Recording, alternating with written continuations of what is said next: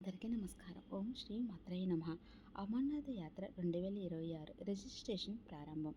57 రోజుల పాటు జరిగే అమర్నాథ్ యాత్ర 2026 రిజిస్ట్రేషన్ 15 ఏప్రిల్ 2026న ప్రారంభం అయ్యింది. మార్గ నియమాలు, రిజిస్ట్రేషన్ ఫీజు గురించి పూర్తి వివరాలు తెలుసుకుందాము.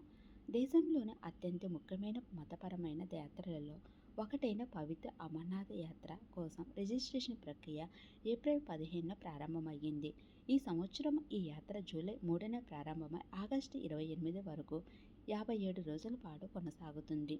యాత్ర విజయవంతంగా, సురక్షితంగా జరిగేలా చూసేందుకు ఈసారి అమర్నాథ్ పుణ్యక్షేత్ర బోర్డు పలు ముఖ్యమైన ఏర్పాట్లు, మార్గదర్శకాలను జారీ చేసింది. రిజిస్ట్రేషన్ జరిగిన మొదటి రోజే బ్యాంకుల వద్ద పొడవైన క్యూలు కనిపించాయి. అమర్నాథ్ యాత్రకు నమోదు చేసుకోవడం తప్పనిసరి. ప్రతి సంవత్సరము లక్షలాది మంది భక్తులు శివదర్శనం కోసం ఈ కఠినమైన పర్వత యాత్రని చేపడతారు. దీని ఫలితంగా అధికారులు రిజిస్ట్రేషన్ ప్రక్రియను తప్పనిసరి చేయడంతో పాటు భద్రత, ఆరోగ్య చర్యలను మరింత కఠినతరం చేశారు. ఈసారి అమర్నాథ్ యాత్ర కోసం 2 సాంప్రదాయ మార్గాలను ఏర్పాటు చేశారు. మొదటి మార్గం 48 కిలోమీటర్ల పొడవైన సున్వాన్ పహల్గామ్ మార్గం. ఇది పహల్గామ్ గుండా వెళుతుంది. ఈ మార్గము పొడవైనప్పటికీ ఎత్తు క్రమంగా పెరుగుతూ ఉంటుంది. కాబట్టి దీనిని సాంప్రదాయమైనదిగా, సాపేక్షంగా సురక్షమైనదిగా పరిగణిస్తారు. రెండవ మార్గం దగ్గర దారి అయినప్పటికీ కష్టతరమైన 14 కిలోమీటర్ల బాల్టాల్ మార్గం. ఇది బాల్టాల్ వద్ద ప్రారంభం అవుతుంది. ఈ మార్గం తక్కువ ప్రయాణ సమయాన్ని అందిస్తుంది, కానీ ఇందులో నిటారుగా ఉండే ఎత్తులో అధిక ప్రమాదం ఉంటాయి. ఆన్లైన్ ఎంపికలు కూడా 2 అందుబాటులో ఉన్నాయి.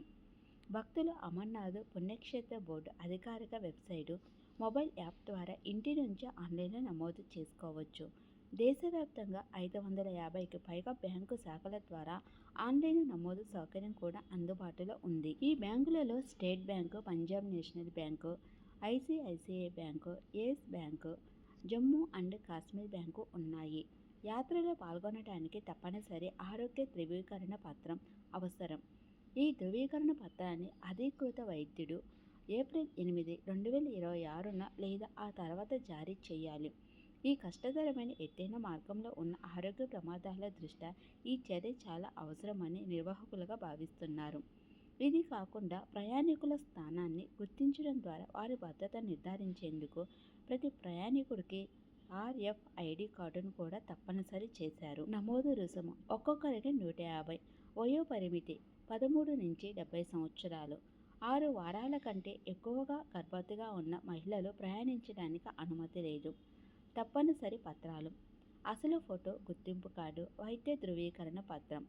యాత్ర తేదీకి 7 రోజుల ముందు మాత్రమే నమోదు చేసుకోవచ్చని నిర్వాహకులు స్పష్టం చేశారు. నమోదు చేసుకొని యాత్రికులను ప్రయాణానికి అనుమతించరు.